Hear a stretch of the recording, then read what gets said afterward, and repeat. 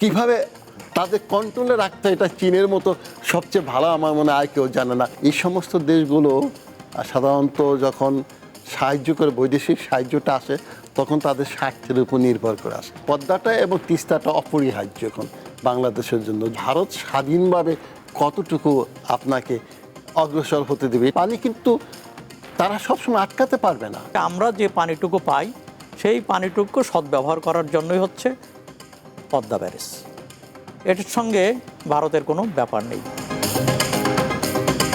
এটাকে সরকার এটাকে একটা মানে কি বলে একটা যুগান্তকারী পদক্ষেপ হিসেবে ব্যাখ্যা করছে সরকার। কিন্তু একটা জিনিস মির্জা ফখরুল বলেছে, আপনাকে শোনাই সেটা।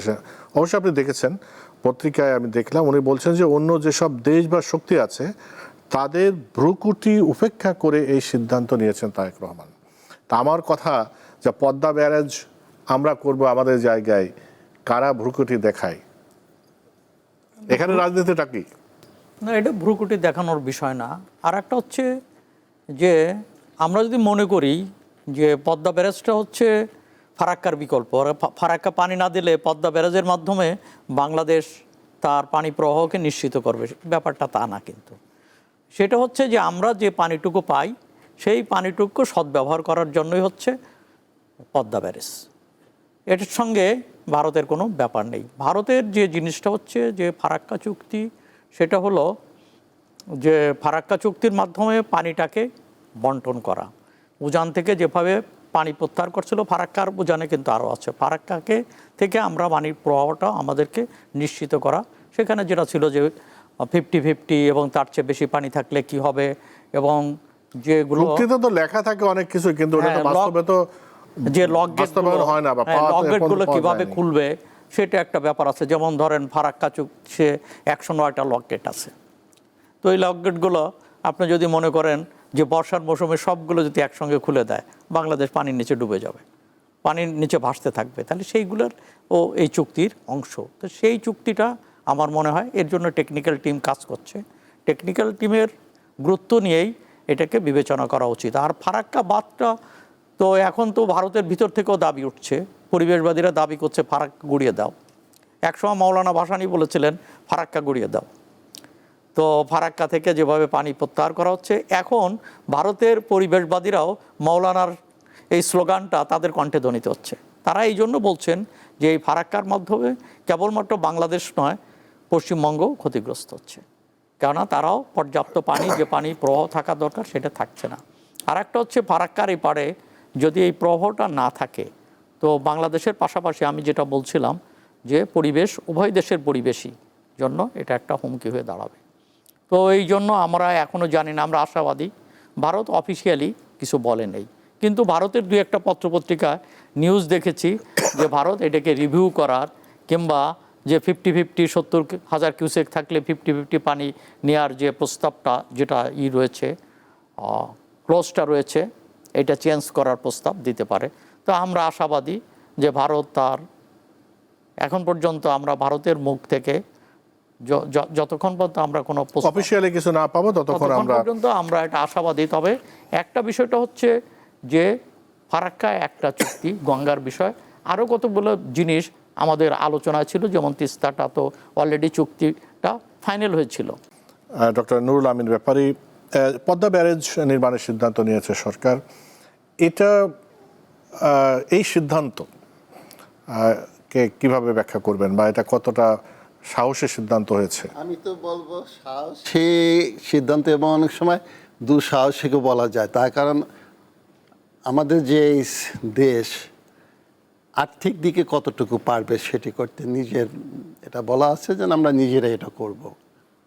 সেই ক্ষেত্রে আপনার আবার যদি আপনার জাস্ট বৈদেশিক সাহায্যের প্রয়োজন হয়, কার নিকট সে সাহায্যটা করতে যাবে? মার্কিন যুক্তরাষ্ট্রের নিকট যাবে না চীনের নিকট যাবে? আর এটা যে নিজের পায়ের উপর তো দাঁড়াবে, কিন্তু যদি পারে সরকার তার খুবই ভালোর উপরে ভালো। কিন্তু তখন অবশ্য একটা প্রশ্ন দেখা দিতে পারে, কারণ এই সমস্ত দেশগুলো সাধারণত যখন সাহায্য করে, বৈদেশিক সাহায্যটা আসে, তখন তাদের স্বার্থের উপর নির্ভর করে আসে, এবং দেখা যাবে অনেকগুলো কন্ডিশন দিয়ে রাখবে যে তুমি আমার ইঞ্জিনিয়ারদের নিতে হবে, এইটা করতে হবে, অথবা এত পরিমাণে ইন্টারেস্ট দিতে হবে।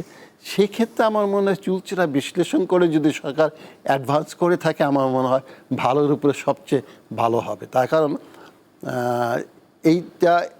এটা এবং পদ্মাটা এবং তিস্তাটা অপরিহার্য এখন বাংলাদেশের জন্য। যদি সাইদ ভাই সুন্দরভাবে বলছেন, যদি নদীটা আপন গতিতে প্রবাহিত হতে পারতো তাহলে তো কথাই ছিল না, তাহলে সবচেয়ে ভালো অবস্থা ছিল। তার কারণ এই বাধা দিয়ে তো হয় কি পুরো পরিবেশকে নষ্ট করা হয়, এবং এই আমার একটা এমন অবস্থা সৃষ্টি হতে পারে, দেখবেন উত্তরবঙ্গে অনেক জায়গায় কিন্তু মরুভূমির মতো আচরণ করতেছে ওয়েদার। এটা কী জন্য? আমি জাস্ট আপন গতিতে পানি প্রবাহিত হলে হতো কি এই অবস্থাটা সৃষ্টি হতো না। সেটার দিকে দেখা যায় ওই যে পরিবেশবাদীরা কেন না নেমে আসে, অর্থাৎ তারা এই পরিবেশকে নষ্ট করতেছে, অর্থাৎ মানুষ সভ্যতাকে বিনষ্ট করার যে পরিকল্পনা হয়ে যায়, কখনো ইচ্ছাকৃতভাবে কখনো আবার অনিচ্ছাকৃতভাবে হয়। সেই ক্ষেত্রে আমি বলবো যে এটা খুব সুন্দর প্ল্যান, পদ্মা যে ব্যারিজটা। এটা নিয়ে তো অন্য কোনো শক্তি বা কোনো দেশের আপত্তি বা ভুরুকুটির কোনো আপাতত কোনো আপত্তি নেই, আপত্তি দেখা যাচ্ছে না, আপাতত দেখা যাবে না। কেন? কারণ ভারত কিন্তু কিছু ওপেনলি বলবেও না, যদি বলতে চায় তাহলে বলবে কেন, তুমি কি জন্য বলবা। এবং এখানে হচ্ছে ভারতের যেটা হচ্ছে পানির যে কিছু একটা, ভারত যে জড়িত না তা না, পুরোপুরি জড়িত। পানিটা তো আসবে ভারত থেকে, এখানে আসবে। কিন্তু আমার প্রশ্ন হচ্ছে যেটা পানিটাকে ধরে রাখা হবে, শুষ্ক মৌসুমে যখন পানিটাকে বন্টন করা হবে, অর্থাৎ কোন এলাকায় কতটুকু পানি যাবে, কি করবে। আর এভাবে যদি পানিটা যদি হঠাৎ করে যদি দেখা যায় শুষ্ক মৌসুমে যদি পানি বন্ধ হয়ে যায়, তাহলে কিন্তু ওই যে সাগরে স্যালাইন ওয়াটারগুলি হবে কি আপনার একদম মিষ্টি পানিকে নষ্ট করে ফেলে। এমনকি মনে করেন চাঁদপুর পর্যন্ত এসে পড়তে পারে, আমার সুন্দরবনটা নষ্ট হয়ে যেতে পারে, বিভিন্ন জায়গায় চাষাবাদের জমিগুলিও নষ্ট হতে পারে, পরিবেশ নষ্ট হতে পারে, আমার মাছ নষ্ট হয়ে যাবে, অনেক ক্ষতিগ্রস্ত হবে। সেই দিকে আমার মনে হয় এই যে আপনার পরিকল্পনাটি সরকার নিয়েছে, যদি সাকসেসফুল করতে পারে সবচেয়ে ভালো হবে, এবং কৃষিক্ষেত্র, কৃষকরা উপকৃত হবে, যেহেতু কৃষি প্রধান দেশ, সেই দিকে ভালো হবে। এখন প্রশ্ন হচ্ছে ভারত স্বাধীনভাবে কতটুকু আপনাকে অগ্রসর হতে দেবে, এটি প্রশ্ন। ওপেনলি তারা কিছু হয়তো বা বলবে না, ভিতরে ভিতরে যদি কিছু সিদ্ধান্ত। কিন্তু যেমন আবু সাইদ খান বলছিলেন যে এই যে পদ্মা ব্যারেজ, যেটা যদিও এটা এর আগে গঙ্গা ব্যারেজ নাম ছিল, তো এটা মানে সাকসেসফুল সফল হতে হলে তো আসলে যে গঙ্গা চুক্তি যেটা, সেটা তো হতে হবে। তার কারণ ওই চুক্তি না হলে পানি তো আসলে আসতে হবে। ভেরি গুড, সেটা ডিসেম্বর মাসের মধ্যে চুক্তি হবে, এবং ওটা আসতে হবে, ওটা তো পানিতে আসতে হবে।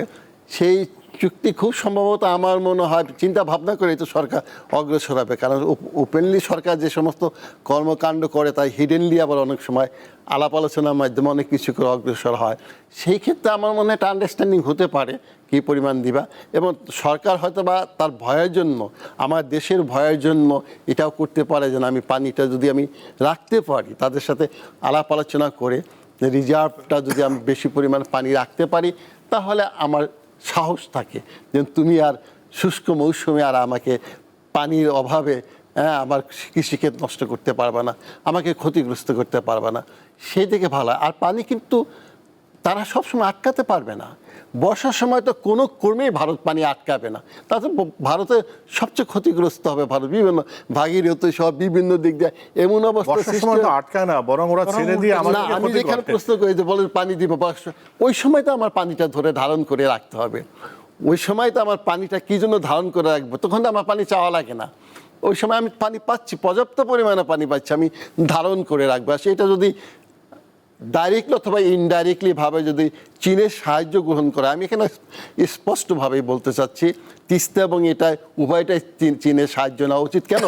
কারণ আপনি দেখবেন হুয়াংহু নদী কিন্তু একসময় এত অভিশাপ ছিল চীনের, সেই হুয়াংহু নদী কিন্তু আজকে চীনের ক্ষেত্রে আশীর্বাদ। অর্থাৎ নদী শাসনে এবং কিভাবে তাদের কন্ট্রোলে রাখতে, এটা চীনের মতো সবচেয়ে ভালো আমার মনে হয় কেউ জানে না, তার দেশের অভিজ্ঞতা দিয়ে।